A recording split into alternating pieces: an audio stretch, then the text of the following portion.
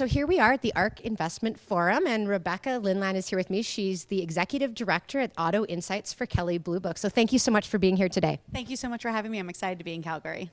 All right, so the first question for you is there's been some very aggressive outlooks for the sales of EVs, potentially growing 10 times in the next 4 or 5 years in terms of the number of new car sales each year. Do you think that's doable, and why or why not? I think it's going to be a really challenging target to hit. There's a combination of things, actually. We don't really even have the capacity to build that many EVs. If we think about them being 10% of sales, whether that's in the US or North America at roughly 20 million vehicles, so that would be 2 million, or on a global basis, 80 to 90 million vehicles. So we just have to look at the capacity first, a very practical response, and then also from a very emotional side, from the consumer perspective. And that's the important part in my mind to say, is this what consumers want?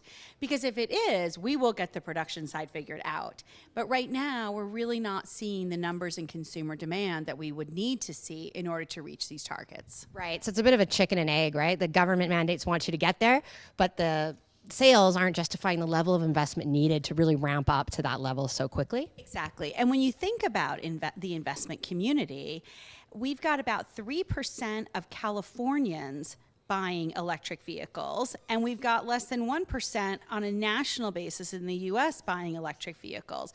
So who are you going to invest with? 97% of the people, 99% of the people, or 3 and 1%, and they're growing incredibly small incremental volumes. So that's the thing, is that you've got to look at it from an investment standpoint, and it's hard to make investments when consumers are not raising their hand. Okay, so autonomous vehicles, let's talk about that, because you talked about in the panel today that one thing that really can get more adoption with the electric car is saving time. And if we had autonomous vehicles, we could take our hand off the steering wheel and text and tweet and do whatever we want. So what do consumers think about autonomous vehicles? So our study that we ran with Kelley Blue Book showed that about half of consumers, 51%, said, I know that autonomous vehicles are safer, but I don't care. And then 49% said, I know that they're safer and I care because I will give up control. So we are very much a divided nation when it comes to autonomous vehicles. The other thing is that very few people, about 25%, said I would be willing to drive a level 5 or a vehicle that doesn't have any controls. No steering wheel, no brake pedals, no accelerator, nothing. It's basically a pod. And those people are actually very young. We did see an interest in luxury buyers saying, yes, you know what, this is something I could see. And of course, those are the people that value their time more than anybody.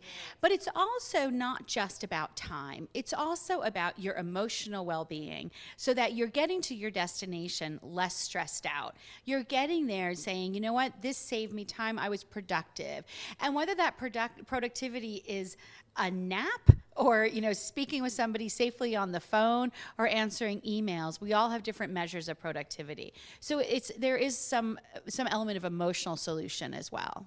Okay, and just one more clarification. When we talk about autonomous vehicles, does it have to be with the electric car? Could we not have autonomous vehicles with combustion engines?